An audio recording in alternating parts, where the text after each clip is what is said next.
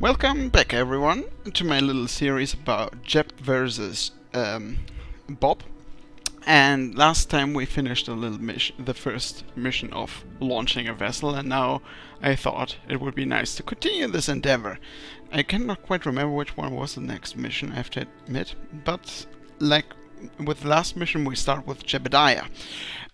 Let's see what the mission store has an offer for us. And yeah, loading.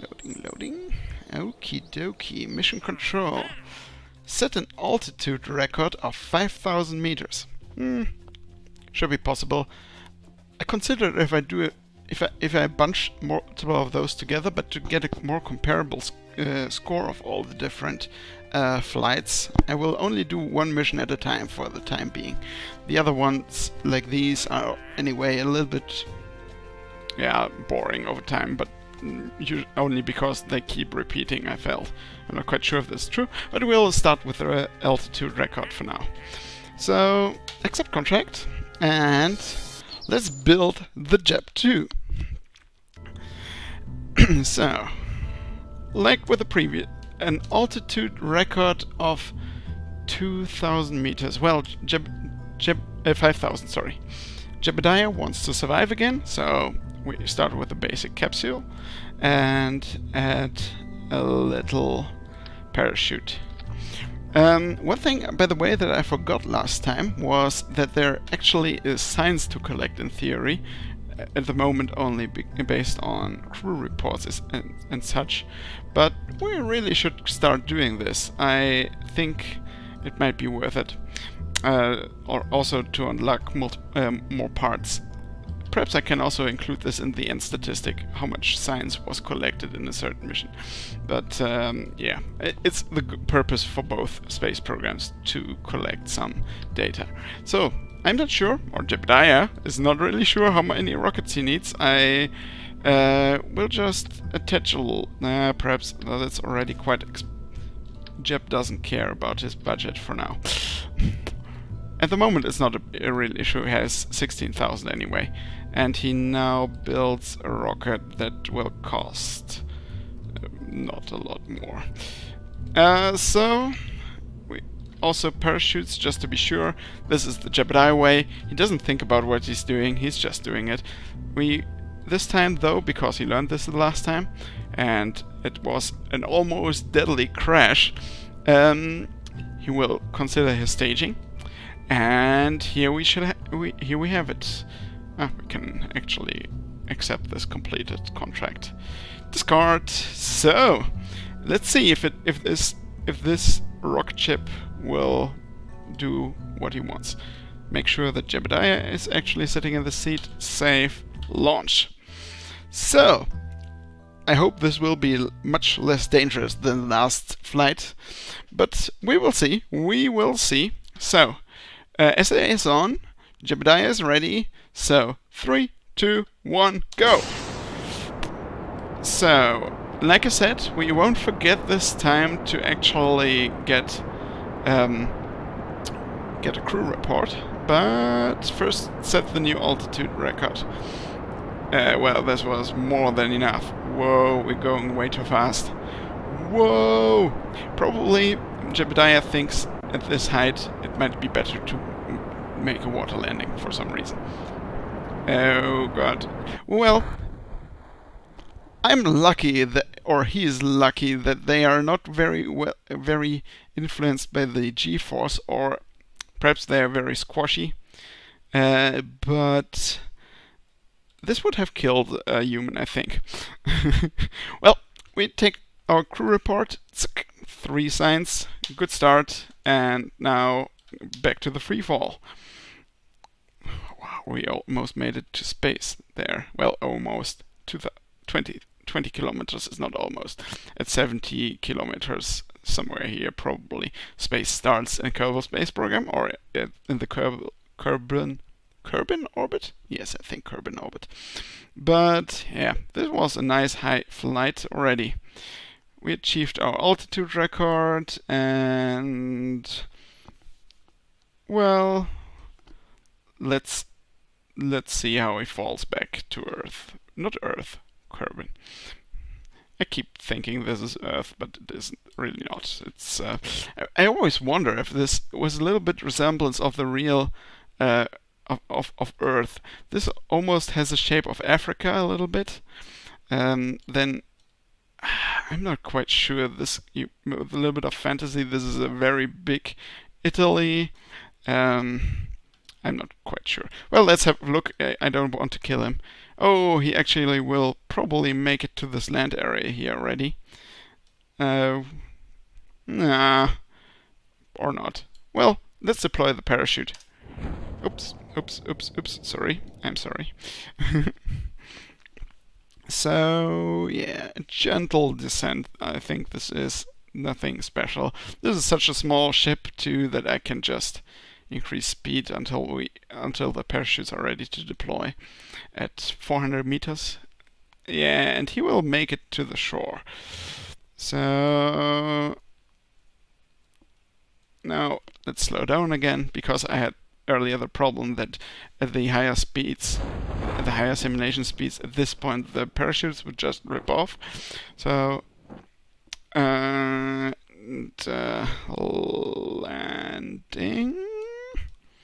landing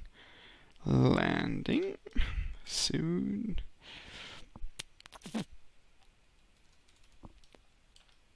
And touchdown! Oh, he's tipping over.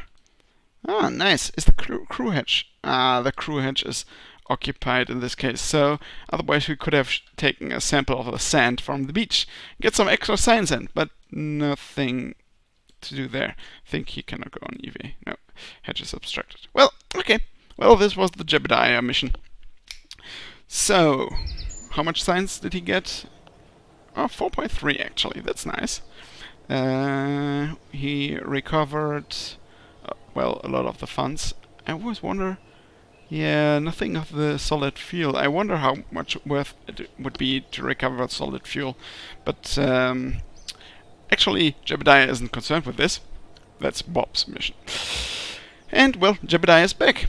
Got some reputation. And now I will load up Bob's save game. Oops. So that we can look how he will do. There we are. This is Bob's save game. And I wondered a little bit now that I did it again in this sequence. First Jebediah, now Bob. If I really should do this way, because actually Bob is kind of getting some information of the flights of Jebediah, simply because I'm the only player who's playing this. So I guess the next time I will start with Bob, so that Bob flies the first mission, and then Jebediah will trail behind. And from that moment on, I will I will alternate between the two. But well, Jeb didn't really look in the research complex if there's anything to unlock that would help him. That's something that Bob will start with now. So he sees, well, that's actually quite nice. I wonder a little bit if, I would say research and development now is already started. We should accept the mission, by the way. Oh, he didn't get... Bob doesn't have that many missions to fulfill, actually. That's quite interesting. I wonder why that is. Perhaps because he didn't really leave the ground the last time? Well, Bob accepts this mission, like Jebediah did, and back to the Research and Development Center. I wonder, though, if this is too expensive. Does it say anywhere how much liquid fuel costs? Yeah, there, on the right. 144. If we recover this, we would pay at most 148 for if we use up all our fuel. So I guess that's a good deal, actually. Yeah, so Bob already starts with researching stuff. Back to the astronaut, not the astronaut complex, but the space building thing. So Bob's turn. He already did some research and discovered that liquid fuel itself isn't very expensive. Am I right? Yeah, 144. Does it also say here? Solid fuel 200. That's way more expensive. Holy cow, I didn't really know that. So, well, then he builds his first liquid fuel rocket. Is there anything to this disadvantage? I don't think so. I wonder if the big one is a bit overkill, but Bob really doesn't have as a means to find out right now, because we would need more research for this. You know, the viscosity of the air or something. I don't know, quite know. But that's also part, perhaps, of what Bob should do in this mission. Bob, I think, how will I do this? It would be useful to lock the speed and corresponding fuel level at different heights, I think, given a certain speed set for the engine, so that later on Bob can derive which speed at which height is the optimal one to not lose too much fuel. If he goes too fast, the air resistance will be too high, and if he's too slow, he will just burn fuel while he's falling back to Kerbal, actually. So I will probably set the engine to full speed and then log how fast Bob actually goes. Also for this reason, I think I will not attach a goop canister, because this is a very cheap, simple rocket setup which can be launched over and over again, and we can make, perhaps in the near future, multiple measurements with this. Candidate for future tests regarding atmosphere composition. If we always start with this vessel, then we have always the same start weight and everything. So that's nice. Let's save this. Make sure Bob is in the seat. Bob goes into the pilot seat. Save. No. Staging.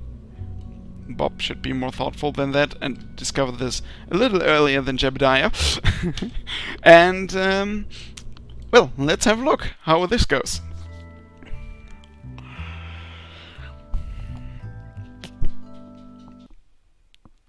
Achieve 5,000 meters. Here we are on the launch pad. It's a nice day, like a few minutes ago when we launched the first vessel in this world. Activate SAS. I will set the engine to 100% and then try not to forget to log the data. There's a mission timer, so I will probably show you guys a little plot about this data in the end of this run. So let's go. 3, 2, 1, start. Nice, yeah, nice and vertical. Much less problems than with the bigger rocket designs later on. By the way, he will only try to fulfill his mission, so I will cut the engines now, and the rest will be done, well, automatically. I hope this is not too heavy. We will see. Otherwise we can help out with the engine a little bit. And crew report. Yes. Keep data. And the falling. I think it's not very intelligent to come precisely back on the launch pad. I think we should give it a little bit impulse to the right. Now here. So okay. Now this should be enough to make him land next to the launch pad. I'm not quite sure, but I always have the feeling that it might collide with something on it, because there are some entities there or some terrain features that are special in the program code, I think. So, yeah, I think that was a good mission. I will deploy the parachute now, just to slow down the spaceship already, and not try to break it from, well, 100 meters per second to 10 with a big parachute, which should deploy. And oh, this was earlier than I expected. And oh god, did I doom myself? I hope I really don't want to land on the tanks there. That doesn't seem like a very good idea. Let's have a look. Perhaps we can make some last minute correct. Oh, okay, I think it will hit the launch pad. Yeah, it should hit the launch pad. But we're a little bit fast actually. We need to brake a little bit more so he will. Oh no! Ooh, ooh, ooh, ooh, ooh, ooh. Ah, I accidentally accelerated too much and the parachute broke. So a little bit less, more excitement this time on Bob's side than on Jebediah's. Jebediah's last mission was very crazy. Not the last one, but the one before in the last video. This time Bob doesn't do everything right, but well, that was his mission. He got everything. He got his crew report. He did get his crew report, right? Review report. Yeah, that's good. Okay, so recover the vessel, and let's have a look. Okay, yeah, because he got more signs this time, because the first time he flew, he didn't really fly, right? I guess so. I'm not quite sure. And yeah, I think he already recovered more funds, but we will see in the end results how much funds he actually got in comparison to Jebediah. So yeah, thanks again for watching. Welcome back one more time. Also, sorry for the interruption of myself at the end of the video, but I totally forgot at that point that I wanted to show you this graph, which I compiled here, and I wanted to show you what we can make of it. As it turns out, we cannot do a lot with it, because I forgot to record one important parameter. What you see is the height on the left axis, on the left y-axis, and on the right y-axis is the scale for the vertical speed, the red line. And well, the curves tell you that the climb rate increases, but kind of in a logarithmic fashion, so it flattens out slowly to the right. And well, the height seems to increase in something that resembles an exponential curve, but probably isn't. However, there's one problem. As the rocket accelerated, it burned fuel, so it got lighter. The engine itself produced thrust at a constant rate, so, well, a constant amount of thrust. But this thrust exerted force on an increasingly lower amount of mass. So the effective acceleration was higher in the end than in the beginning. So yeah, we cannot really do something with this graph because I didn't record the amount of fuel at a given point in time, which is a problem. So the end of the story is that this measurement was inaccurate and Bob cannot do anything with it for the moment. But we will improve on that later. So once again, thanks for watching.